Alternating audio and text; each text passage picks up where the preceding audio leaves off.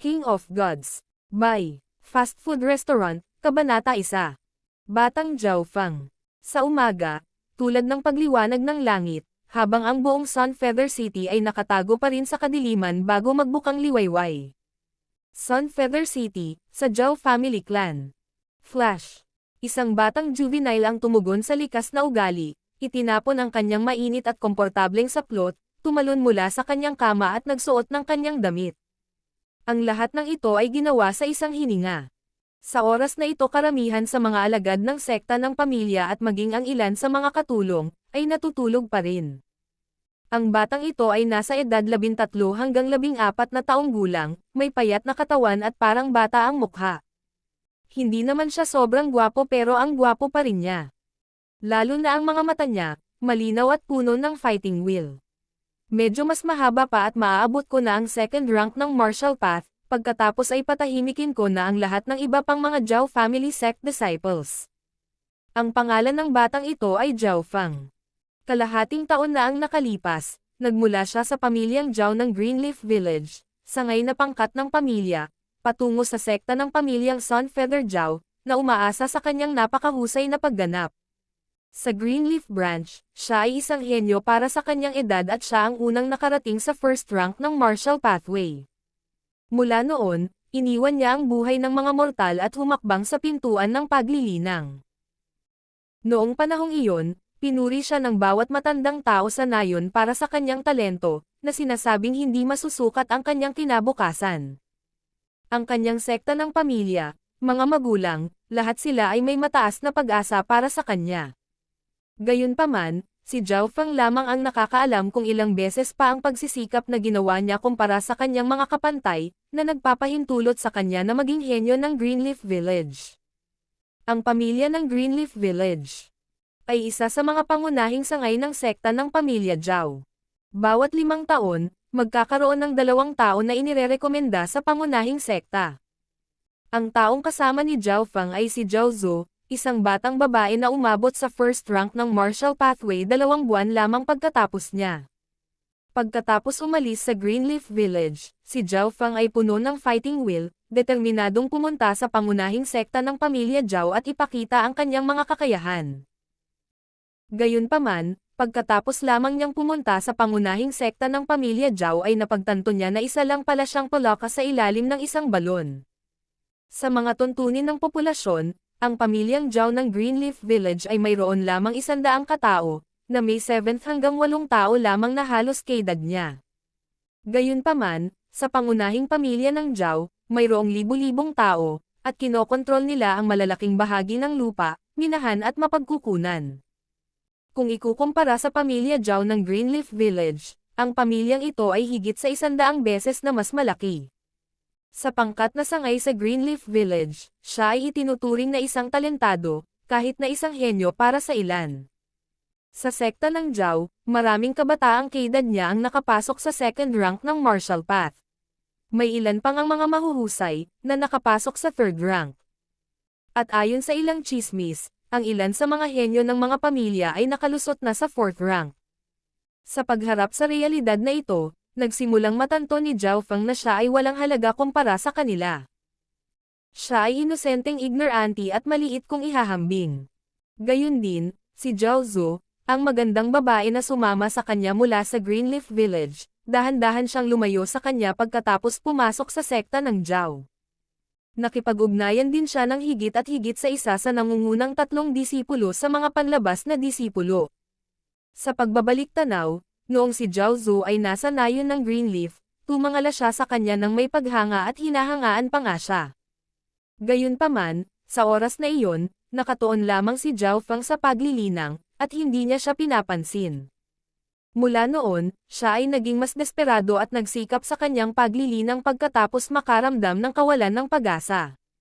Siya ay nanumpa na siya ay kukuha ng pwesto sa tuktok sa Sun Feather City sa sekta ng Zhao. Kung hindi na siya babalik sa Greenleaf Village. Pagkatapos maghugas, huminga ng malalim si Zhao Fang at saka tumakbo patungo sa martial arts field ng family sect. Kumuha ng kalahating hakbang si Zhao Fang na may 2 kamao na may dalang hangin, at nagsanay ng flaming metal fists ng sekta ng Zhao. Ang Flaming Metal Fists ay isa lamang pangunahing martial art, ngunit maingat itong sinanay ni Zhao Fang, pinakintab ito ng maganda. Sa mga termino ng karaniwang tao, ang normal na martial arts ay inilagay sa 5 kategorya. Ang core, low, middle, high, at peak. Ang pangunahing martial arts, ang pinakamababa sa martial arts, ay ginamit upang palakasin ang katawan at dugo ng isang tao. Ang pinsalang ginawa ng mga ito ay napakahigpit. Karaniwan, mas mataas ang ranggo ng isang martial art, mas mataas ang pinsalang gagawin nito at mas mabuti ito para sa paglilinang. Gayunpaman, sa pagkakakilanlan ng side branch ni Zhao Fang, pati na rin sa walang kakaibang talento, napakahirap para sa kanya na matuto ng martial arts na may mas mataas na ranggo. Matagal na akong nananatili sa first rank ng martial path. Gayunpaman, para makapasok sa second rank, kulang pa rin ako ng oras. Pagkaraan ng ilang sandali ng pagsasanay, umuulan ng pawis ang mukha ni Zhao Fang, at mabilis ang kanyang paghinga. Ang talento ni Zhao Fang ay hindi itinuturing na masama, ang dahilan kung bakit hindi niya naabutan ang iba ay dahil wala siyang martial skills na mas mataas ang ranggo. Hindi rin siya mayaman, tulad ng mga pangunahing disipulo ng pamilya na maaaring bumili ng mahahalagang table task para mapabilis ang kanilang paglilinang. Ang ilan ay nagsasabi na ang ilang mga disipulo ng sekta ng Zhao ay gagamit ng mga mahalagang tabletang ito mula sa pagsilang upang palakasin ang kanilang mga katawan. Bago umabot sa 10 taong gulang, nasira na nila ang first rank ng martial path, nakakuha ng isang tiyak na kalamangan kumpara sa iba. Sa panimulang linya, si Zhao Fang ay nahiwalay na sa kanila. Makalipas ang kalahating oras, unti-unting sumikat ang araw. Sa larangan ng martial arts, ang ilan sa mga disipulo ng sekta ng Zhao ay dahan-dahan ngunit tuloy-tuloy na dumating, at ang ilan ay nagtawanan at nakikipaglaro sa isa't isa. Gayunpaman, nang dama po ang kanilang mga pangitain kay Zhao Fang, ang kanilang mga mata ay biglang nanlamig, at ang ilan ay nagpakita pa ng paghamak. Ang salubing ito ay hindi lamang nakatutok kay Zhao Fang lamang. Ang mga disipulo ng sekta ng Zhao ay minamaliit ang lahat ng nagmula sa mga side branch. Sa harap ng mga nagmula sa mga sanga sa gilid, nakaramdam sila ng isang tiyak na lakas. Nang mawala si Zhao Fang sa kanyang pag-iisip, isang tunog ang sumipol mula sa likurang ito. Munting patpat. Tumigil ka dyan. Pa! Isang kamay na kasing lakas ng metal ang tumama sa balikat niya. Ikaw! Nawalan ng balanse si Zhao Fang at muntik nang mahulog. Sa kabutihang palad, ang kanyang mga pangunahing kasanayan ay mahusay kaya siya ay naging matatag. Ang lalaking dumating ay isang kabataang nakasuot ng itim. Ang kanyang katawan ay angkop at matipuno, at siya ay may makapal na kilay. Ang kanyang mga mata ay may bahid ng pagiging mapaglaro sa loob ng mga ito habang nakatingin siya kay Zhao Fang na nagpakatatag lamang. Zhao Kun. Ano ang ibig sabihin nito? Puno ng galit ang mukha ni Zhao Fang at gustong saktan si Zhao Kun. Noong unang dumating si Zhao Fang sa sekta ng Zhao, nagkaroon ng kaunting alitan silang dalawa. Ito ay dahil kinukot siya ni Zhao Kun ang mga nanggaling sa mga side branch at si Zhao Fang ay hindi nasisiyahan sa kanya.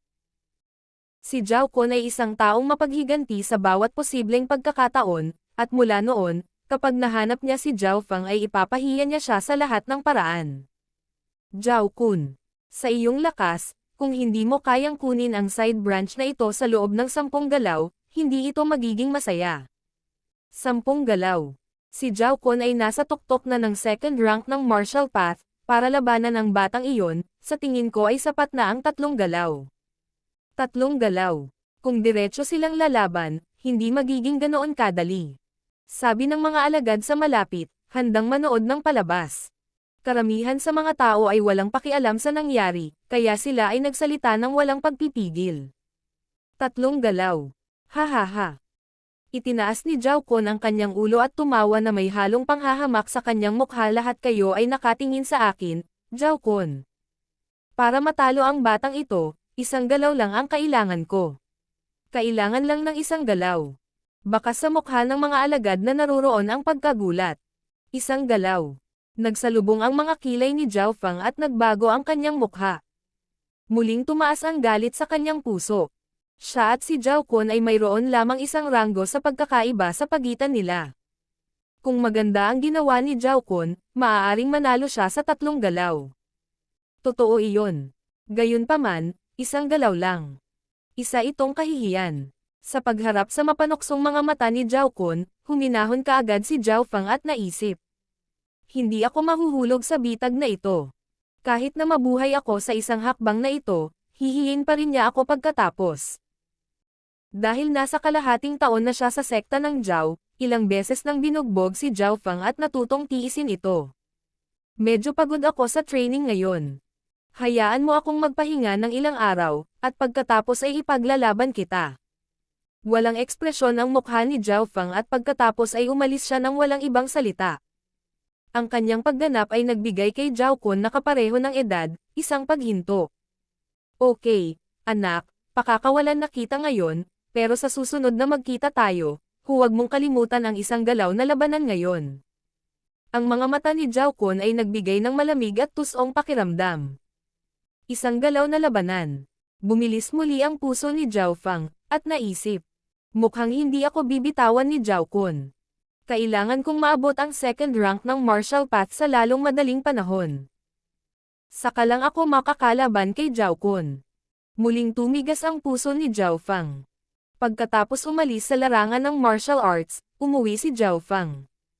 Dahil nakapasok si Zhao Fang sa pangunahing sekta ng pamilya ng Zhao, ang kanyang mga magulang ay nakakuha din ng kaunting kasikatan at pumasok sa sekta ng Zhao. Ito ay dapat na maging katanyagan ng kanyang mga magulang. Gayunpaman, nahihiya lamang si Zhao Fang dahil ang kanyang pagganap sa sekta ng Zhao ay maaaring makaramdam ng pagkabigo sa kanyang mga magulang. Baka bigon din niya ang mga nakatatandang henerasyon na mataas ang inaasahan sa kanya sa nayon. Bumalik na ako. Isang malalim at kalmadong lalaki ang lumabas. Ito ang ama ni Zhao Fang, si Zhao Tianyang. Fenger, dali at kumain. Ito ang kanyang ina, si Zhou Shi, na may pagmamalasakit sa kanyang mukha habang naglalabas ng pagkain mula sa kusina. Sa tuwing uuwi si Zhao Fang, nararamdaman niya ang init at pagmamahal dito. Salamat nanay. Ang sarap nito. Bumulong si Zhao Fang sa kanyang bibig, na puno ng pagkain.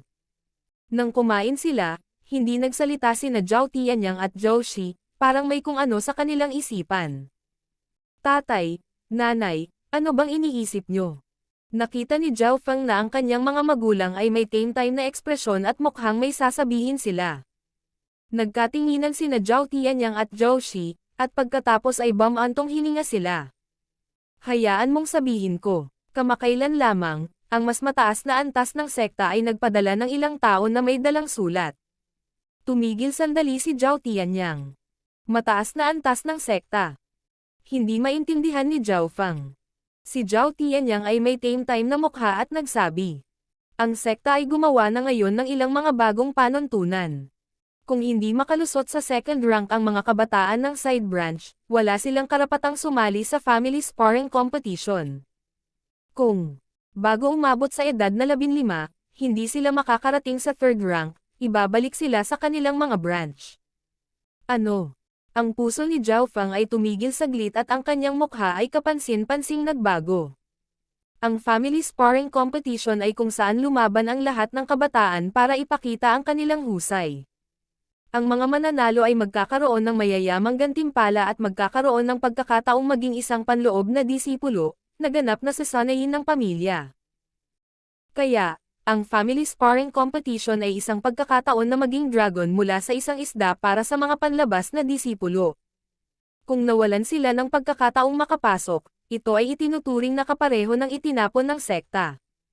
At ang panuntunan na nagpalamig sa puso ni Zhao Fang ay ang huli.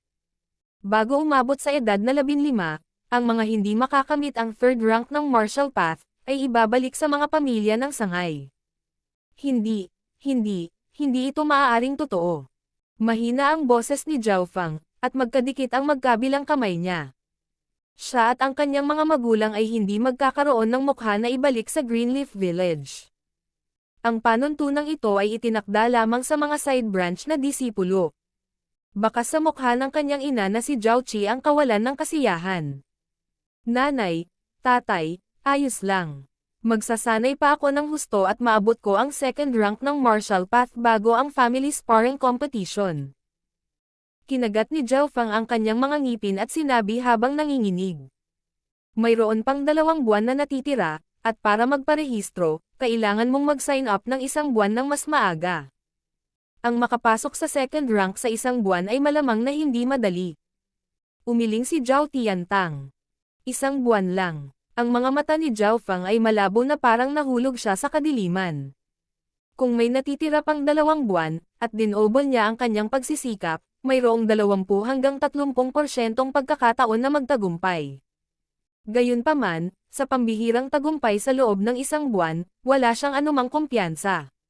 Matapos manahimik ng mahabang panahon, pinunasan ni Zhou Xi ang gilid ng kanyang mga mata at mahinang nagsalita. Fenger, hindi mahalaga kung mabaigo ka. Ipinagmamalaki ka pa rin namin. Ang pinakamaraming mangyayari ay ang pagbabalik natin sa nayon ng Greenleaf at mamuhay ng normal. Oo, kung babalik tayo sa Greenleaf Village, ikaw pa rin ang pinakatalentado doon, mas gugustuhin kong maging ulo ka ng manok kaysa buntot ng phoenix. Tumango si Zhao Tianyang bilang pagsang-ayon. Bilang mga magulang, mas gugustuhin nilang maging ligtas ang kanilang mga anak, kahit na maging normal ang kanilang buhay. Bumalik sa nayon ng Greenleaf. Hindi. Galit na umiling si Zhao Fang. Hindi ako babalik sa Greenleaf Village para mamuhay ng normal. Minsan na siyang nanumpa. Para gumanap ng mahusay, makakuha ng pwesto sa sekta ng Zhao at sa Sunfeather City, at magkaroon ng sariling lupain. Ang kanyang puso ay nanabik sa 9th rank ng martial path at ang lupain na nasa labas ng mundo. Paano ako magiging handa na mawala at bumalik sa ganitong paraan? Pinigilan ni Zhao Fang ang kanyang sarili na umiyak, sumigaw, at tumakbo na lamang palabas ng bahay. Fenger. Huwag matigas ang ulo. Tumawag ang kanyang mga magulang. Boom. Biglang kumulog at kumidlat sa kalangitan at nagsimulang umulan sa labas. Itinago ni Zhao Fang ang kawalan ng pag-asa sa kanyang puso, napaungol pabalik sa langit at tumakbo sa ulan. Sa oras na ito, kumikinang ang kidlat sa lahat ng dako, na nagliwanag sa mukha ni Zhao Fang. Hindi maganda. Naramdaman ni Zhao Fang ang presyon na dumarating sa kanya, kaya naman, nang tumangala siya ay nabigla siya sa kanyang nakita. Mula sa Kapanganakan, hindi pa siya nakakita ng ganoong kidlat, magkadikit, tulad ng sapot ng gagamba. Sa maikling sandaling iyon, ang kidlat sa itaas ay tila nasa ilalim ng isang uri ng kapangyarihan, na naging sanhi ng pag-crack ng sukat. Shoo! Isang itim na guhit ang nagmula sa kalawakan. Dumaan ito sa kidlat at nagdulot ng magagandang alon na tila panaginip. Imposibleng isipin kung ano ang itim na linya na iyon, nagawa pa nitong baliwalain ang kapangyarihan ng kidlat. Pa! Naramdaman ni Zhao Fang na namamanhid ang kanyang mga paa, naging itim ang kanyang buhok at damit, at walang tigil ang kulog sa kanyang mga tainga. Biglang tumahimik ang buong mundo. Ito ay, maputi ang mukha niya, nakatingin sa paa niya ay may nakita siyang kakaibang itim na marmol, parang eyeball. Ang item na ito ang naging sanhi ng itim na linya. Pang! Ang malamatang marmol ay tila may buhay, na naglalabas ng tunog na humahampas habang ito ay nakatitig kay Zhao Fang sa mata. Gayunpaman, ang pagpintig ng eyeball ay tila sumasabay sa kanyang sariling puso, na nagbibigay kay Zhao Fang ng magiliw na pakiramdam. Sa sandaling ito, nakaramdam siya ng kung anong tawag. May buhay ba ang bagay na ito? Napabuntong hininga siya, handa sa anumang senyales ng panganib. Gayunpaman, bago pa siya makagalaw. Pum! Ang mala-eyeball na marmol ay naging after-image habang ito ay bumaril sa kaliwang mata ni Zhao Fang. Sumigaw si Zhao Fang at pagkatapos ay nahimatay. Bago siya nawalan ng malay, isa lang ang nasa isip niya. Nabaliw ako. Nabulag ang mata ko. King of Gods, Kabanata 2. Ang labanan ng isang galaw.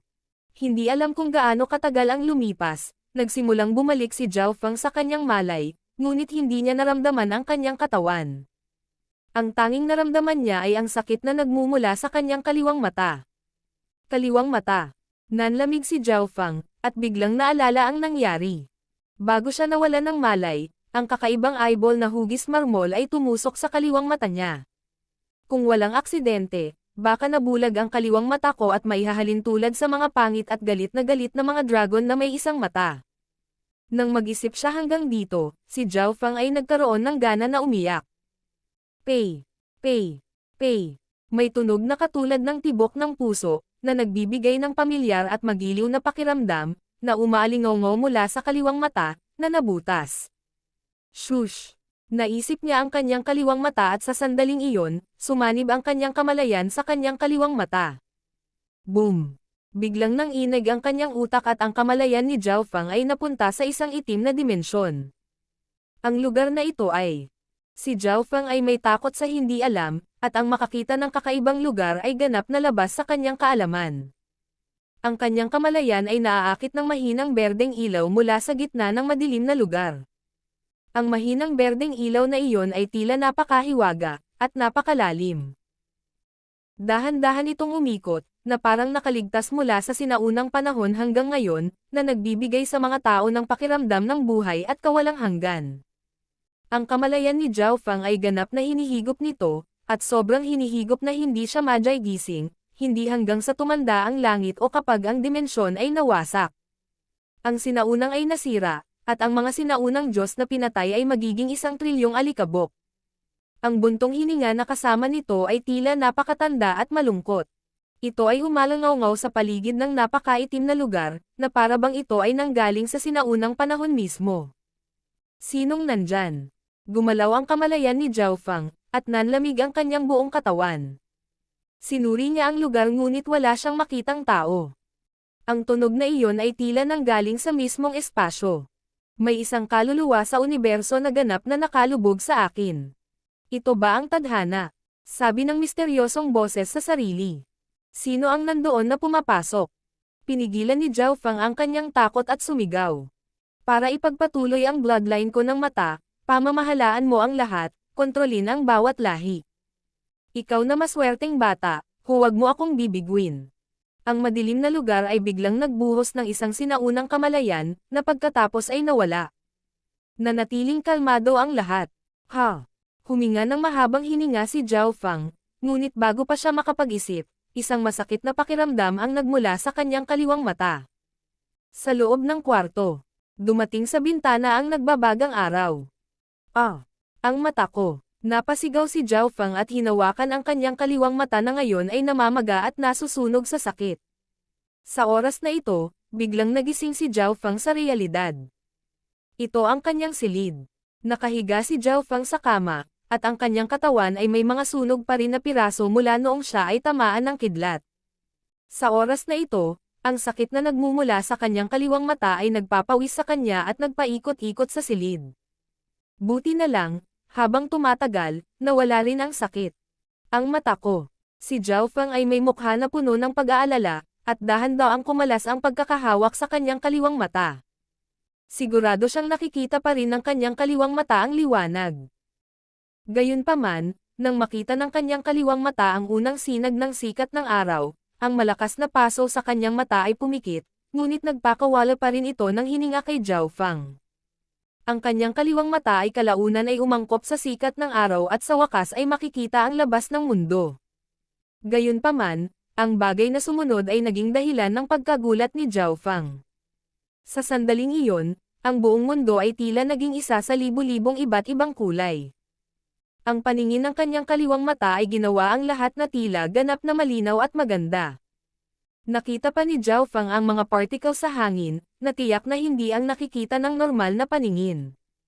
Kitang-kita pa niya ang mga langgam sa isang puno 100 metro ang layo, at ang mga ugat sa isang dahon. Ano ang nangyayari? Kaya pa ng kaliwang mata ko. Naisip ito ni Zhao Fang pagkatapos lumipas ang pagkabigla at nagpakita ng kaunting kaligayahan sa kanyang mukha. Natitiyak niya na ang kanyang kaliwang mata ay sumailalim sa isang serye ng mga pagbabago at hindi bababa sa 10 beses, o higit pa, mas malakas kaysa sa orihinal na mata. Kumuha si Zhao Fang ng salamin at tiningnan ito ng mabuti, ang laki ng kaliwang mata ay kapareho ng dati. Ang pinagkaiba lang ay mas maitim ang gitna ng kanyang mata kaysa sa orihinal. At kapag ginamit niya ng buo ang kanyang kaliwang mata, ang eyeball ay maglalabas ng mahinang liwanag ng berdeng ilaw. Ang mga pagbabagong ito, bagamat hindi masyadong halata, ay nagpabilis ng tibok ng puso ni Zhao Fang. Sumanib ba ang mahiwagang mata na iyon sa kaliwang mata ko?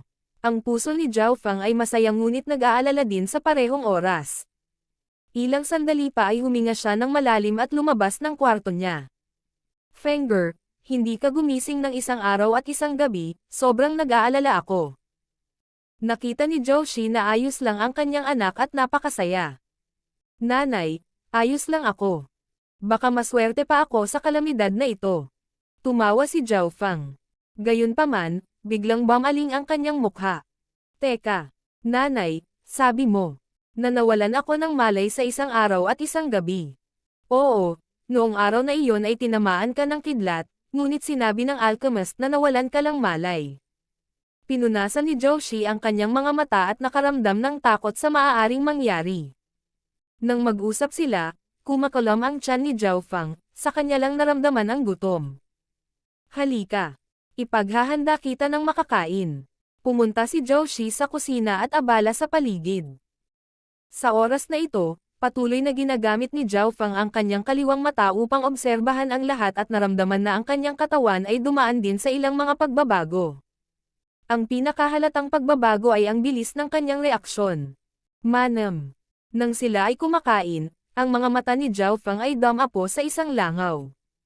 Nakita ng kaliwang mata niya ang rutang lumilipad ng langaw, naiiba pa niya ang kasarian at nakita rin niya ang mga guhit sa mga pakpak nito.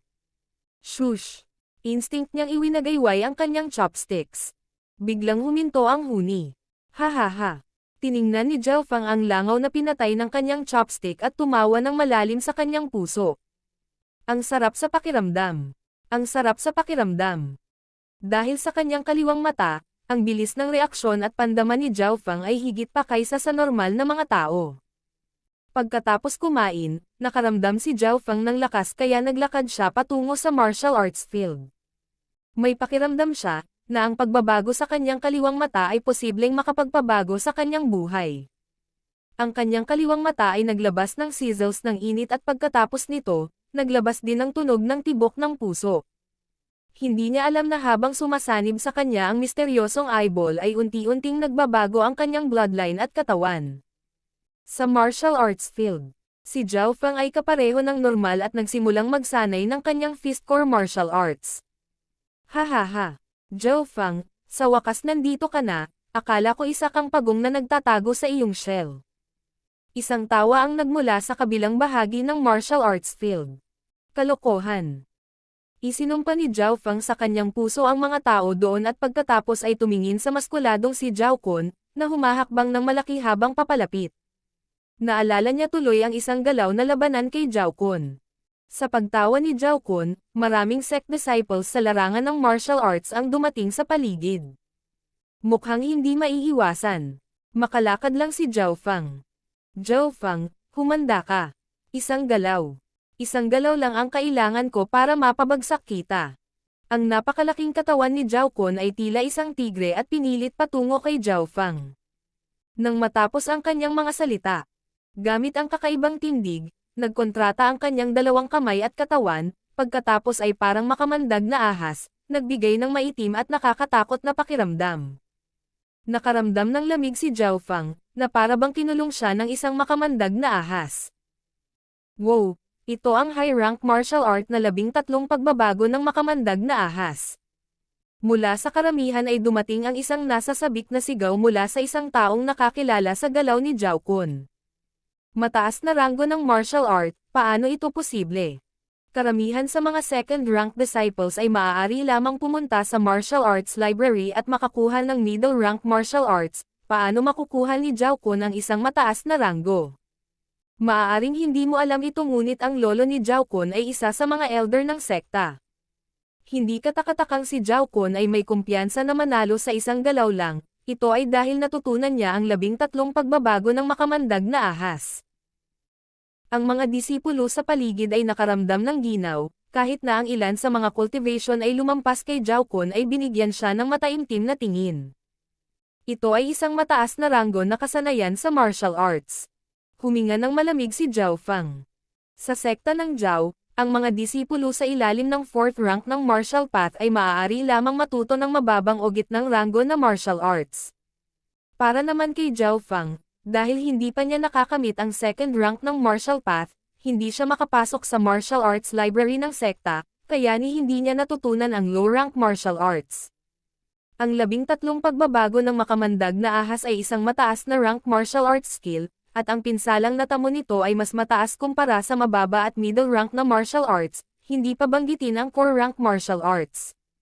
Sa sandaling ito, ang gumagalaw na kamay ni Zhao Kun ay nagbigay pa kay Zhao Fang ng matinding presyon, na parang kailangan lang niyang gumalaw at ang makamandag na ahas ay aatake.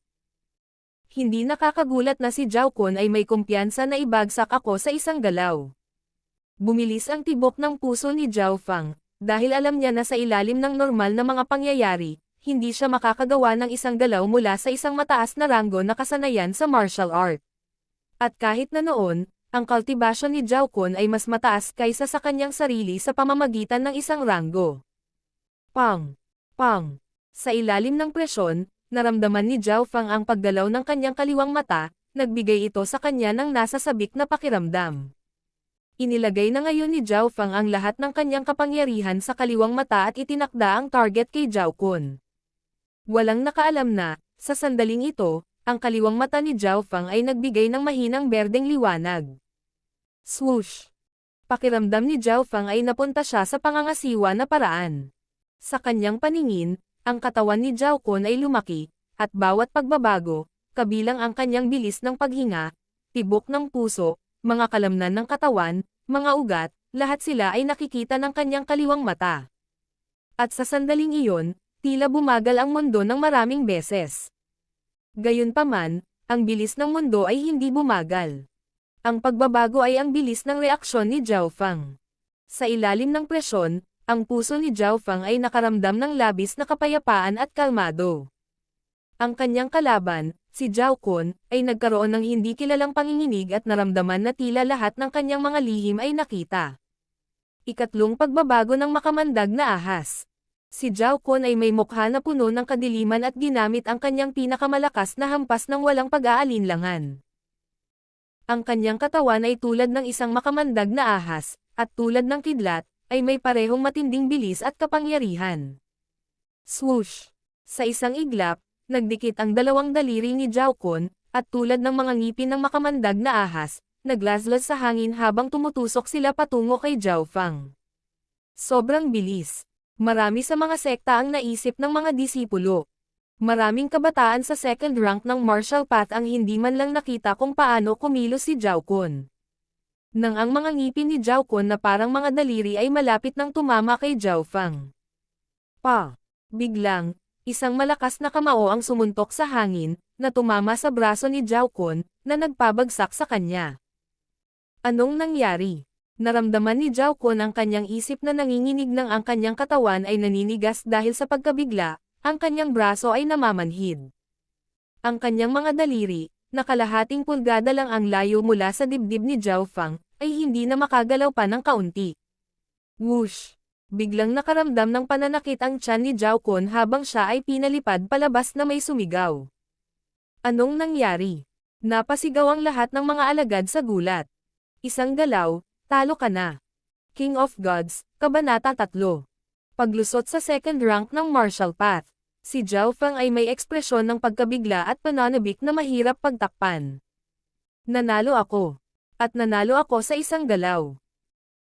Bago ang labanan, dahil sa mga pagbabago sa kaliwang mata, kumpiyansa si Zhao Fang na sa pamamagitan ng pag-asa sa bilis ng kanyang reaksyon at paningin, mahaharangan niya ang isa sa mga galaw ni Zhao Kun, at kung gagamitin ng maayos, magagawa niyang harangin ang higit sa 10 galaw. Gayunpaman, ang resulta ay malayo sa kanyang inaasahan.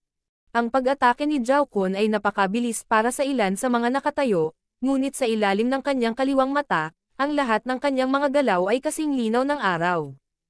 At nang ang kaliwang mata ay naisaaktibo sa buong kakayahan nito, naramdaman ni Zhao Fang na ang mga galaw ng kalaban ay tila mabagal at malamaya.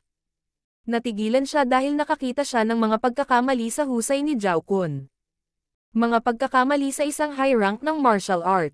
Hindi rin ito maintindihan ni Zhao Fang, Paano niya makikita ang mga pagkakamali ng kalaban ng ganoon kadali? Siguro dahil hindi pa lubusang napupulido ng kalaban ang kakayahang iyon. Sa wakas, nag-react si Zhao Feng sa kanyang instinct, tulad ng ginawa niya sa langaw, at binigyan ang kalaban ng isang nakamamatay na tama, na nagbigay daan sa kanya na manalo sa isang galaw. Wow! Nagulat ang lahat ng mga alagad sa larangan ng martial arts. Mali ba ang nakita ko? Ang natalo ay si Zhao Kun. Tama ka. Ang taong natalo ay si Zhao Kun. Lahat ng mga disipulo ng Zhao ay nagmulat ng kanilang mga mata at may mga kakaibang mukha. Paano ito posible? Paano ako matatalo sa lalaking ito? Si Zhao Kun ay may nagtatanong na mukha.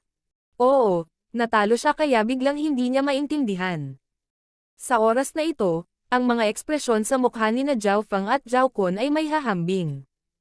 Ito ay hindi sinasadya. Nang makita ng mga disipulo ng Zhao ang ekspresyon sa mukha ni Zhao Kun, naintindihan nila. Pagkatapos nitong sabihin, lahat sila ay nagsimulang sumang-ayon. Tama ka, masyadong maganda ang swerte ng mga batang ito, hindi sinasadyang nanalo siya. Ang swerte niya siguro ay napakabuti. Sumang-ayon ang karamihan sa dahilan ng pagkapanalo ni Zhao Feng. Swerte. Siguro. Ngumiti si Zhao Feng at tumalikod para umalis. Bata. Manatili rito. Napahawak si Zhao Kun sa kanyang tiyan habang dahan-dahan siyang tumayo sa harap niya, sa madilim na paraan, sinabi. Zhao Feng. Ang swerte mo lang kanina, kaya ka nanalo. Mag-away tayo ulit. Mag-away ulit. Nagtaas ng kilay si Zhao Feng at tumingin kay Zhao Kun. Una, nasaktan ka. Pangalawa, wala akong oras. Pagkasabi nito ay lumingon siya sa isang sulok sa larangan ng martial arts at naiwan ang isang grupo ng mga disipulo na nakatulala ang mga mukha. Bastos. Pagkatapos kong gumaling, gagawin kong muli ang 13 pagbabago ng makamandag na ahas, pagkatapos ay lalabanan kita. Si Zhao Kun ay may mukha ng galit habang siya ay umalis ng walang ibang salita. Sa pagbabalik tanaw sa laban, si Zhao Kun ay may sariling mga dahilan kung bakit siya natalo, at mayroong 3 pangunahing dahilan. Una, mababa ang tingin niya sa kalaban. Pangalawa, natutunan lang niya ang unang 3 galaw ng 13 pagbabago ng makamandag na ahas, at marami pa rin ang mga pagkakamali dahil hindi pa ito na perpekto. Pangatlo, napakaswerte ni Zhao Feng. Sa kabilang panig sa larangan ng martial arts, nagsimulang magsanay si Zhao Feng. Ang dahilan kung bakit ako nagtagumpay sa huling laban ay higit sa lahat dahil masyadong minamaliit ako ni Zhao Kun, pati na rin ang katotohanan na hindi pa niya naperpekto ang mataas na ranggo na kasanayan sa martial art, na nagbigay daan sa akin sa mga pagkakamali. Alam ni Zhao Feng ang sagot sa kanyang puso. Tiyak na hindi magiging madali sa kanya si Zhao Kun sa susunod na laban, at kung maperpekto niya ang 13 pagbabago ng makamandag na ahas ng unang 3 galaw na mali, kung gayon si Zhao Feng ay walang kumpiyansa na manalo muli. Iyon ay dahil ang pagkakaiba sa pagitan ng first rank at ang second rank ng martial path ay masyadong malaki. Ang martial path ay may 9 na ranggo sa kabuuan, ang unang 3 ranggo ay kilala bilang power ranks. Ang power ranks ay tungkol sa pagkakaroon ng higit na lakas at pagtaas ng pundasyon ng isang tao. Kaya ang first rank at ang second rank ng martial path ay may pagkakaiba na humigit kumulang 100 kilo sa mga tuntunin ng lakas. Kaya naman, sa normal na kondisyon, ang maging first rank at matalo ang second rank ng martial path ay sobrang nakakagulat, lalo pang manalo ng isang move. Ang pangunahing punto ay upang madagdagan pa rin ang aking lakas. Huminga ng malalim si Zhao Feng at nagsimulang magsanay muli ng Flaming Metal Fist. Ang unang galaw. Ang pangalawang galaw. Ang pangatlong galaw. Ang Flaming Metal Fist ay tila kasing kinis ng tubig, mas makinis kaysa dati. Habang tinatapos ni Zhao Feng ang kanyang mga galaw, naaninag niya ang kanyang mukha. Ang Flaming Metal Fist ay may kabuuang 32 galaw, at maaari na niyang tapusin ang mga ito sa isang hininga, mas mabilis na bilis kaysa dati, tumaas din ang lakas ng mga galaw. Matapos ang mga galaw ay naramdaman niyang mas maganda at mas mabilis ang pag-agos ng kanyang dugo kumpara kanina, parang nasusunog. Pang! Pang! Kasabay nito ay mas lalong naging halata ang tibok na nagmumula sa kaliwang mata niya. Ipinikit ni Zhao Feng ang kanyang mga mata at nakipag-ugnayan ang kanyang kamalayan sa itim na dimensyon. Sa gitna ng dimensyon, may mahinang berdeng ilaw. Sa una, ang mahinang berdeng ilaw ay may radius na humigit kumulang 60 sentimetro, at lalong malabo. Gayunpaman, ngayon, tila tumaas ang haba at liwanag ng mahinang berdeng ilaw. Maaaring ito ay, ang mga kakayahan ba ng kaliwang mata ay direktang nauugnay sa aking sariling lakas. Hulaan ni Zhao Feng sa kanyang puso. Ang mga pagbabago sa kanyang kaliwang mata ay nagbigay sa kanya ng pagkakataong baguhin ang kanyang kapalaran. Una, hinayaan siya nitong talunin si Zhao Kun. Pangalawa, nang mag-practice siya ng kanyang mga galaw, naging sobrang swabe ang mga ito. Muli, naging matalim ang mga mata ni Zhao Feng nang magsimula siyang magsanay muli ng flaming metal fist. Hu. Ang bilis ng paggalaw ni Zhao Feng ay naging mas mabilis, at ang mga galaw ay nagsimulang perpektong magkaugnay sa isa't isa. Pagkatapos ng pagsasanay nito sa pangatlong beses, ang bilis ay naging 2 beses na mas mabilis kaysa dati, at ang pinsala ay tumaas din ng mga tambak. Sa pamamagitan ng kanyang paghinga, mas naramdaman niyang umikot ang kanyang dugo at nagsimula na ring lumakas ang mga bahagi ng kanyang katawan na dati ay hindi matigas. Sa bilis na ito, kakailanganin ko lang ng ilang araw para makapasok sa second rank ng martial path. Naramdaman ni Zhao Feng na kitang-kita ang kanyang pagtaas. Nagpractice siya hanggang gabi at saka nagpunas ng pawis at bumalik sa kanyang tahanan. Pagdating sa bahay, iniisip pa rin niya ang pagbabago sa kanyang kaliwang mata.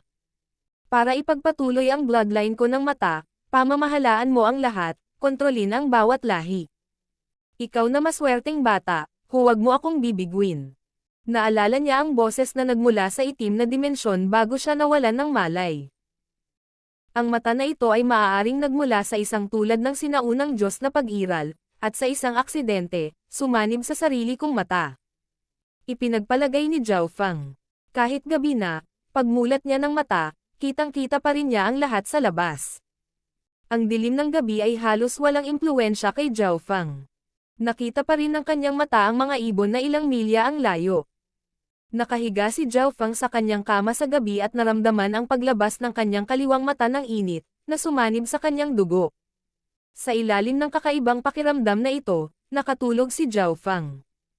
Kinaumagahan, nagising si Zhao Feng, iniunat ang kanyang 2 paa at kamay at nagtungo sa pagsasanay sa maliit na patio. Masyadong luma na ang bakuran na ito, at masama ang kapaligiran. Kapag lumakas na ako, tiyak na hahayaan kong manirahan ang aking mga magulang sa loob ng malaking bakuran. Naisip ni Zhao Feng sa kanyang puso. Mabilis, nagsimula siyang magsanay ng 32 galaw ng flaming metal fist. Ho. Ang mga kamao ay nagdala ng hangin at ngayon ay naglalaman ng matinding kapangyarihan. Sa sandaling naghagis ng ilang suntok si Zhao Feng, naramdaman niyang may mali. Sa pagitan ng kanyang mga paghinga, umaagos ang kanyang dugo at naglalabas ng aura ng kapangyarihan, bawat suntok ay naglalaman ng hindi bababa sa 200 hanggang 250 kilong bigat ng puwersa. Ano? Nagulat si Zhao Feng, at ang kanyang 2 kamao ay nasunog sa 2 mantsa ng pulang ilaw. Kakaka. Isang suntok ang tumama sa malaking puno sa harapan niya, at naputol ang isang sanga, kasing kapal ng kamao. Hindi. Tiyak na hindi ito ang kapangyarihan ng isang first rank, maaari bang? Tumalon ang puso ni Zhao Feng. Upang patunayan ang kanyang iniisip, huminga siya ng malalim at inilagay ang lahat ng kanyang kapangyarihan sa isang pagtapak. Pang! Ang lupa ay yumanig at ang mga layer ng lupa ay gumuho, iniwan ang bakas ng paa ni Zhao Feng na kalahating pulgada ang lalim sa lupa. Naging masaya ang kanyang ekspresyon, pagkatapos ay tumama ang isang palad niya sa isang bato na hindi bababa sa 30 kilo, at naputol ito. Ang ganitong uri ng kapangyarihan ay hindi isang bagay na magagawa ng first rank ng martial path. Second rank ng martial path. Nakalusot na ako sa second rank ng martial path. Ipinikit ni Zhao Feng ang kanyang mga mata at nagsimulang maramdaman ang kapangyarihang dumadaloy sa kanyang katawan. Una niyang inisip na ang pagpasok sa second rank ay aabutin man lang ng ilang araw, ngunit hindi niya namalayan na nakalusot siya pagkatapos lamang ng isang gabi ng pagtulog. Ang kanyang kamalayan ay pumasok sa kanyang kaliwang mata, Doon, nakita ni Zhao Feng na ang mahinang berdeng ilaw ay umabot na ngayon mula sa humigit kumulang 60 sentimetro hanggang 67 sentimetro. Nadama niya na ang kanyang enerhiya ay mas mahusay kaysa sa dati at mayroon din itong iba't ibang mga pagbabago na hindi maipaliwanag. King of Gods, Kabanata 4. Zhao Yijian. Matapos makapasok sa second rank ng martial path, hindi na ako sa baba, at magkakaroon din ako ng karapatang lumahok sa family sparring contest.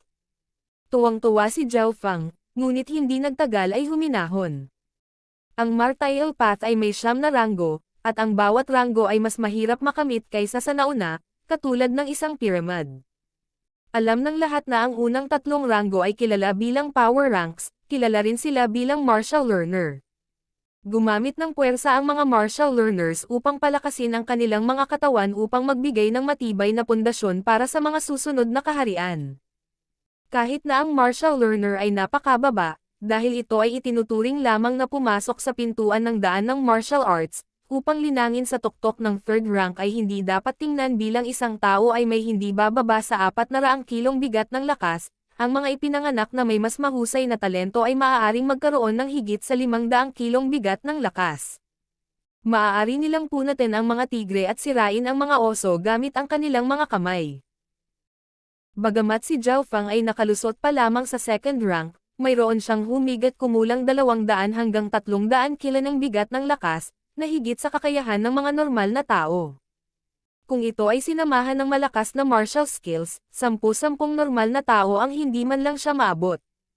Kung maaabot ko ang third rank ng martial path, at magkaroon ng humigit kumulang 350 hanggang 400 kilong bigat ng lakas, ang aking kabuuang lakas ay madodoble man lang. Naisip ni Zhao Feng sa kanyang puso. Siyempre, ang bagay na hinahangad niya ay ang fourth rank ng martial path. Ang 4th rank hanggang 6th rank ng martial path ay kilala bilang accumulation ranks, kilala rin sila bilang martial artists, ang mga tunay na martial artist. Matapos makapasok sa kaharian na ito, ang martial artist ay hindi lamang magkakaroon ng malakas na katawan at dugo. Maaari din nilang palakasin ang kanilang mga organo at gamitin ang kapangyarihan ng inner strength, na nalampasan ang purong pag-atake ng kalamnan. Kapag narating na nila ang martial artist, aalis sila sa kaharian ng mga makamundong tao at papasok sa mas mataas na antas. Bumalik sa Greenleaf Village, nagkaroon ng gana si Zhao Feng na maging isang tunay na martial artist, at ang pagpasok sa sekta ng Zhao ay naging isang hakbang na mas malapit ang pangarap na ito. Pagkatapos niyang makapasok sa second rank ng martial path, agad na sinabi ni Zhao Feng sa kanyang mga magulang. Second rank ng martial path. Ang kanyang ama na si Zhao Tianyang at ang kanyang ina na si Zhao Shi ay parehong nagulat ngunit nagpakawala ng malalim na hininga. Dahil naabot ni Zhao Feng ang second rank sa edad na ito nang hindi gumagamit ng tulong mula sa labas, ang kanyang talento ay masasabing mas mahusay kaysa sa ilang tao. Ang kailangan mo lang gawin sa susunod na 2 buwan ay maghanda para sa family sparring contest. Hindi namin kailangan na gumawa ka ng napakahusay, huwag lang mawalan ng mukha.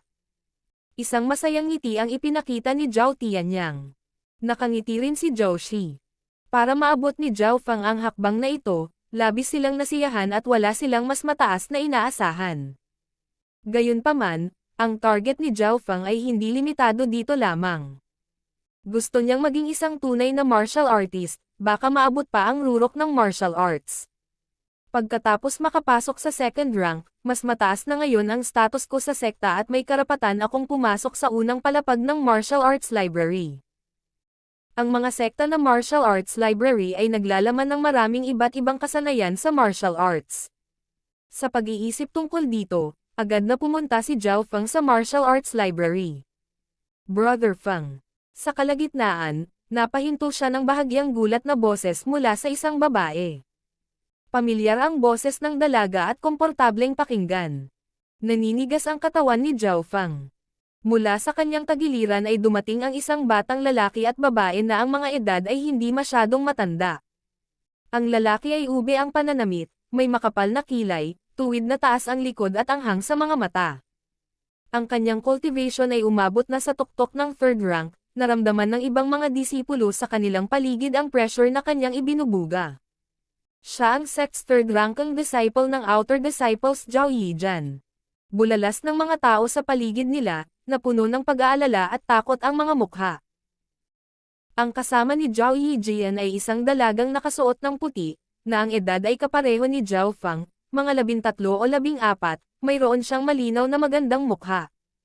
Little Sister Zhu. Tiningnan ni Zhao Fang ang babaeng nakaputing damit at ang kanyang bibig ay hindi namamalayan na kumukunot sa isang mapanuksong ngiti. Ang babaeng nasa harapan niya ay ang kasama niyang pumasok sa sekta kalahating taon na ang nakalipas, si Zhao Zhu. Bumalik sa Greenleaf Village, si Zhao Zhu ay isang malaking tagahanga niya. Gayunpaman, pagkatapos nilang pumasok sa sekta ng Zhao ay naging malayo sila sa isa't isa, halos estranghero na sila ngayon. Matapos pumasok si Zhao Zhu sa sekta ng Zhao, gamit ang kanyang kagandahan, mabilis siyang naging matalik na kaibigan ni Zhao Yijian, na nasa 3 pwesto sa mga panlabas na disipulo, at pagkatapos, sa paggamit ng kanyang mga koneksyon, nakamit niya ang 2nd rank ng martial path kalahating buwan na ang nakakaraan. Sa sandaling ito, may sinabi si Zhao Zhu kay Zhao Yijian. Okay, pero huwag lang masyadong magtatagal. Tumanggo si Zhao Yijian sa kanyang ulo at tumabi, hindi man lang nag-abala na tingnan si Zhao Fang. Naglakad si Zhao Zhu sa harap ni Zhao Fang at, sa isang masalimuot na paraan, at may kaunting buntong hininga, sinabi. Brother Fang, sa wakas ay nakalusot ka na sa 2nd rank. Gayunpaman, bibigyan ka ni Schweyer ng ilang payo, huwag maging masyadong matigas ang ulo. Matapos makapasok sa sekta, napagtanto ko na ang lugar na sinimulan natin ay masyadong mababa kumpara dito.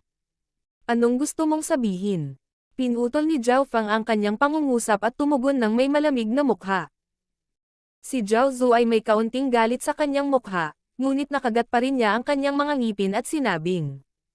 Brother Fang, papayuhan ka pa ni Schweyer, pumunta kay Brother Yijian at ipangako ang iyong sarili sa kanya. Sa tulong niya, saka ka lang sasanib sa pangunahing sekta ng Zhao, sa paraang iyon maiiwasan mo ang mga problema. Pangako. Malamig na tumawa si Zhao Fang. Hindi siya mangangako sa sino man sa buong buhay niya. Si Zhao Yijian ay may malamig na aura at napakayabang. Sa tuwing nakikita niya si Zhao Fang, ito ay sa kanyang mga butas ng ilong, na parabang napakataas niya kumpara sa kanya.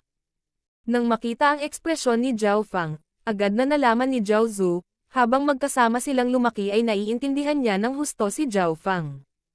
Naglakad si Zhao Zhu pabalik sa gilid ni Zhao Yijian at may binulong. Hindi niya alam kung ano ang makakabuti sa kanya, itong walang kwentang basura. Sabi ni Zhao Yijian sa malamig na boses. Walang kwentang basura. Nagsalubong ang mga kilay ni Zhao Fang. Siguro dahil nakita niyang ayaw ni Zhao Fang, ngunit huminto si Zhao Yijian at malamig na sinabi. Narinig ko na ikaw ang henyo ng Greenleaf Village. Gayunpaman, sa sekta ng Zhao, ikaw ay isang maliit na surot lamang. Magkikita tayo sa family sparring contest at matatalo kita sa isang galaw lang. Tulad ng sasabihin ko, magkikita tayo sa paligsahan. Mapait na dumura si Zhao Fang at pagkatapos ay lumingon patungo sa martial arts library. Ayaw na niyang magpatuloy sa pagsasalita, dahil maglalaban sila pagkaraan ng 2 buwan, at mananalo ang may mas malakas na lakas. Nang dumaan ang paningin ni Zhao Zhu kay Zhao Fang, bahagyang kumislap ito. Sa puntong ito, nakaramdam siya ng kakaibang pakiramdam mula kay Zhao Fang. Isang pakiramdam na hindi niya maintindihan. Tiyak na iniisip niya na siya ay mabuti. Ngumuso si Zhao Yijian. Hindi man lang niya inisip si Zhao Fang bilang isang seryosong kalaban. Sa mga panlabas na disipulo ng mga sekta, ang mga pumasok sa 3rd rank ng martial path ay hindi lalampas sa 60 katao, at para maging 3rd sa mga ito. Makikita na mayroon siyang ilang mahusay na kakayahan. Si Zhao Zhu ay nagbigay ng malalim na buntong hininga sa kanyang puso, si Zhao Fang ay naghahanap lang ng problema para sa kanyang sarili. Naunawaan ni Zhao Zhu ang lakas ni Zhao Yijian. Ang ilan sa mga 3rd rank ay hindi man lang napigilan ang isang galaw niya. Pagkaraan ng ilang sandali, dumating si Zhao Fang sa mahalagang bakuran ng sekta, ang Martial Arts Library. Ang Martial Arts Library ay napakahalaga sa sekta, at sa makatuwid ay may mga matatandang nagbabantay dito. Sangay na alagad. Ang nakaputing nakadamit na elder sa loob ng aklatan ng martial arts ay tumingin sa plate ng pagkakakilanlan ni Zhao Fang, at itinaas ang kanyang mga kilay. Great Elder. Si Zhao Fang ay may magalang na mukha, alam niya ang lakas ng mga matatanda. Mula sa kanyang kaliwang mata, naramdaman niya ang isang misteryosong puwersa na nagmumula sa matanda. Ito ay isang layer ng pulang aura, na nasa pagitan ng kanilang dugo at balat, ngunit patuloy na gumagalaw sa kanilang mga ugat, at maaaring umatake anumang oras. Maaari rin itong umatake sa hangin at durugan ang metal na maging pulbos. Alam ni Zhao Fang na ang nakaputing nakadamit na elder ay nakapagtanim na ng panloob na lakas sa isang mataas na antas, maaari nitong sirain ang 100 sa kanya sa isang iglap.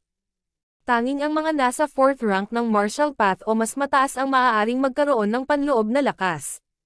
Sina Zhao Zhu, Zhao Kun, ang mga martial learner na ito ay hindi magkakaroon ng panloob na lakas. Yumuko si Zhao Fang at nagsabi, Elder, gusto kong pumunta sa ikalawang palapag ng martial arts library. Ang pagkamit ng 2nd rank sa edad na 14 ay karaniwan. Gayunpaman, bago ka maging isang panloob na disipulo, dapat kong sabihin sa iyo na ang mga alagad ng sangay at pangunahing mga disipulo ay may iba't ibang paggamot sa silid-aklatan ng martial arts. Sabi ng matanda na nakasuot ng puti.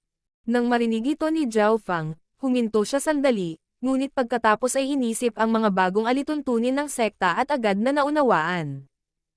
Elder, mangyaring magpatuloy. Alam ni Zhao Fang na bago magkaroon ng ganap na kapangyarihan, wala siyang karapatan na talakayin ang mga patakaran. Ang nakaputi na nakadamit na matanda ay nagsabi na walang ekspresyon ang mukha. Ang mga may 2nd rank ng martial path ay maaari lamang makapasok sa unang palapag ng martial arts library. Ang unang palapag ng martial arts library ay mayroong maraming low rank na martial arts, at ilang nasa middle rank. Ang mga pangunahing sekta na disipulo ay maaaring pumili ng 2 middle rank na martial arts, o 4 na low rank na martial arts sa pinakamataas, at ang limitasyon para sa paghiram ng mga ito ay 2 buwan. Ang mga side branch disciples ay maaari lamang pumili ng 1 middle rank martial arts, o 2 low rank martial arts, at ang takdang panahon ay 1 buwan. Pagkatapos makinig sa mga patakaran, huminga ng malalim si Zhao Fang at sinabing, naiintindihan ng junior na ito. Ang mga alagad ng sangay ay mayroon lamang kalahati ng dami at oras kumpara sa mga pangunahing alagad ng sangay. Okay, maaari kang pumasok ngayon, ngunit ang limitasyon sa oras ay kalahating oras lamang. Sa ilalim ng gabay ng matanda na nakasuot ng puting damit, dahan-daang pumasok si Zhao Fang sa martial arts library, isang lugar na pinangarap niyang puntahan.